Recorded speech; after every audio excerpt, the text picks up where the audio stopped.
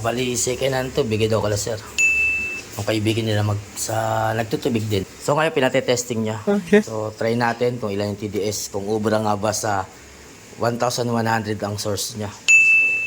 Pero tingin ko, ewan ko lang din. Pero sige, try natin para makita na may-ari kung pwede ba. So let's go, kapitan natin.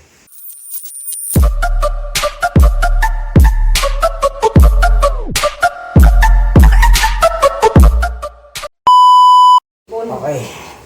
Mamaya. Testing muna natin to kung kung okay yung TDS nito, pero pagka hindi okay yung TDS nito. Ibalik yung luma. Hindi. Ano na? Bibili Hindi yung bago. ako yung bago. Bago na. Oo. Dahil na rin yung luma eh. Bago na sa kayo. Di na rin pwedeng Di na kaya remedyo, yung luma, Pero mataas ang naman TDS. yung stop yan eh. Pero hindi na natin pwedeng cleaning yan, mataas ang TDS. Meron din. Yun din ang isuman. Lalo pag tataas TDS niya. Pagka pinilinis natin. Gusto mo na? Ang matesting na. Oo. Nakabit na po yung tatlo. Yung dalawa pala, sorry. Yung dalawa na palitan. Gago! Dalawa lang. Sumobra ka pala bigla. Oo. So, testing na natin Aray ko. Tingnan natin ang TDS. Gagawin ko. Oh, check ko muna yung mga valve. So, okay naman. Okay. Hindi ka. Sige, okay na yan. Testing natin. Standard.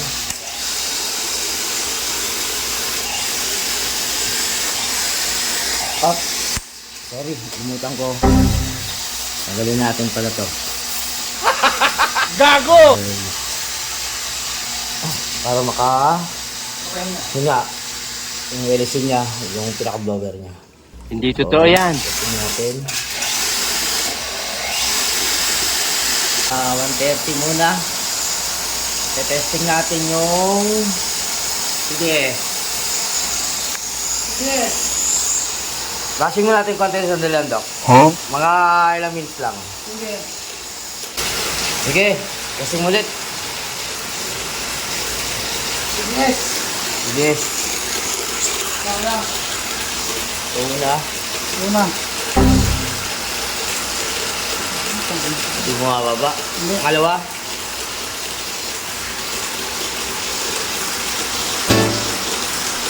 Hindi rin mo mababa. Una. Wala talagang pagbabago. Pangalawa. Pangalawa. Ganun pa rin.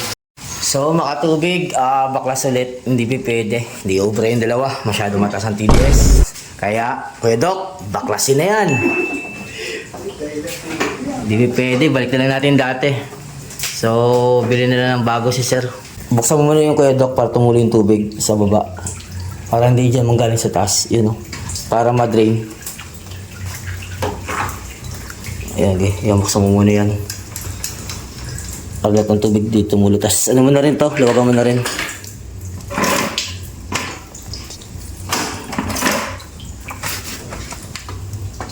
Papunta sa akin kayo, Doc. Yan. Yan. Para lahat ng tubig dyan na yan. Sige, tanggalin mo na yan. Tanggalin mo na rin yan. Yan. Okay na, bababa lang yan. Sige, bera. Baklas. Bakas naman. Choice talaga. Dalawa. Hydronautics S-Patri. Ang problema, second hand na siya. Pero ang problema kasi, 1.1 yung TDS source niya. So, 200. Kanina. Hindi pa rin bumababa. Kahit ilang minutong flashing. So, ibig sabihin, yun na taga TDS na. Baka tumalsik ka, dandahan. Ano lang, mild lang yan. Dandahan lang yan, madadali mo rin yan. O, diba? Tandaan lang, yung tubig. Tatalsikan. Okay pa sana to kaysa dun sa una eh. Kaso nga lang, yun ang hinala ko. Basta hydronautics, tas mataas ang source.